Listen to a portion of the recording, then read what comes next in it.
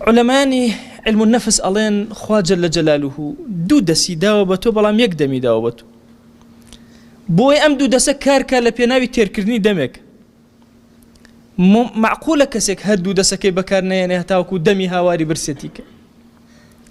بو مليكو دولة ما كانش أو تري بتابتي ملوكي ولاتا كان بيانا وتري دسي خلق بجولينا ولو يك دسي شيبه بعد دمي هاوار نكا شكا أقلنا برسيكان هاواركن وهاواري جيانكن ابن مسعود رضا ورحمة خوالي بوصفك حالي أم زماني يا مأكا زور جوان تصورك والله إنسان بزيته كومالي قنج أبيني سريان كلو بيك هامو رجل لو سوچاكو ابنو 2 ساعات 3 ساعات 10 ساعات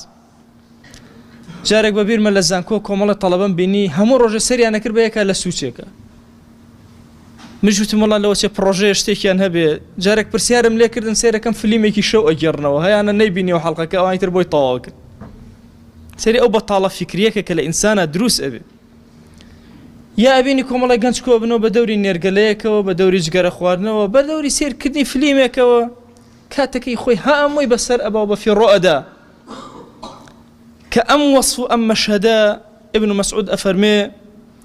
إني لأكره أن أجد الرجل لا في أمر دنياه ولا في أمر دينه زورنا راح دابم كبياوك ببين مرد بياو نلكاري دنيايتي نلكاري آخرتياتي والله أمره هند جار قنج أبيني بزيد في آياته نلكاري دنياي نلكاري ديناي إنسان حياتي لنيوان دوشتا ربنا آتنا في الدنيا حسنة وفي الآخرة حسنة أم دكارا كيتو ديتو لهيتش أنا النبي الله وقتي خوي لزماني السادات كم الله خلق شان تعينا كرد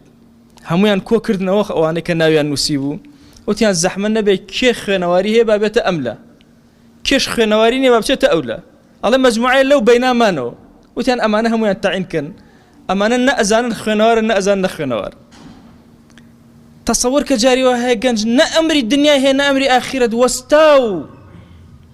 كرو أمتي بيغمري خوانية صلى الله عليه وسلم أمتي خوشويز دسيكي آزايا لبازارا دليكي نرمل طاعة عبداتي إمام عمر رضا ورحمة خواه اللي بأفرمي جاري وهي كسيق لإيه وأبينم سيري أم فكرة عمريكا أفرمي كسيق أبينم زور معجب أبن بقسا كردني هلسو كوتي ما ملي جواني جمالي عقلي بلام فأقول هل له حرفة أي أمكاري إيشيكي هي شتيك أزاني بوجياني خوي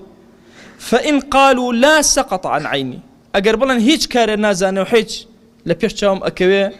أو عقلو أو كمالاتي ناتوانم لقبولكم